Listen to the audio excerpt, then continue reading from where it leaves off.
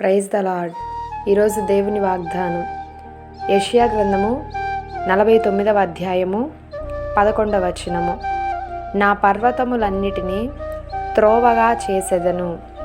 ఈరోజు పరిశుద్ధాత్మ దేవుడు మనకిస్తున్నటువంటి వాగ్దానం ఏమంటే, మన ముందున్నటువంటి పర్వతము లాంటి శ్రమలు ఏవైతే ఉన్నాయో వాటన్నిటినీ కూడా దేవుడు సరళమైనటువంటి మార్గముగా చేస్తానని ఒక వాగ్దానం ఇస్తున్నారు.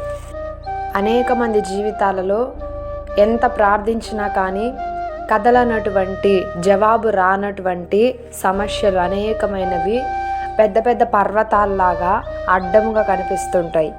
కానీ దేవుడు అంటున్నాడు, వాటన్నిటినీ కూడా నేను తప్పించి నువ్వు వెళ్తున్నటువంటి మార్గమును నేను సరళము చేసి క్షేమముగా నేను ఆ మార్గంలో నడిపిస్తాను.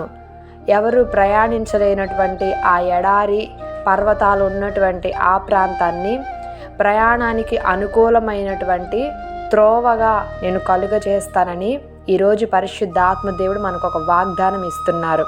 కాబట్టి ఈరోజు ఎవరెవరు ఎలాంటి పరిస్థితుల మధ్య నలిగిపోతున్నారో, నా ప్రార్థనకి ఇంకా జవాబు రావడం లేదని కృంగిపోయి నిరాశతో ఉన్నారో ప్రతి ఒక్కరు జ్ఞాపకం చేసుకోనండి.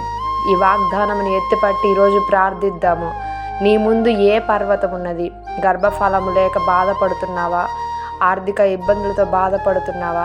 అనారోగ్య సమస్యతో జయించలేక బాధపడుతున్నావా? నిందలు, అవమానాల చేత, కన్నీళ్ల చేత ఆత్మీయ జీవితంలో బలహీనమైన స్థితిలో నీవు ఉన్నావా? ఎలాంటి పరిస్థితుల మధ్య ఉన్న, ఉద్యోగం లేకున్నా, వివాహం లేకున్నా, ఆ పెద్ద పర్వతాలు నీ ముందు ఏవైతే ఉన్నాయో విశ్వాసముతో నువ్వు ప్రార్థించిన ఎడల ఆ పర్వతము నీ ముందు చదును భూమిగా మారుతుంది. మన దేవుడు ఆ విధముగా దానిని ఏర్పాటు చేస్తాడు. అంత శక్తి గలవాడు మనం ఆరాధించే దేవుడు.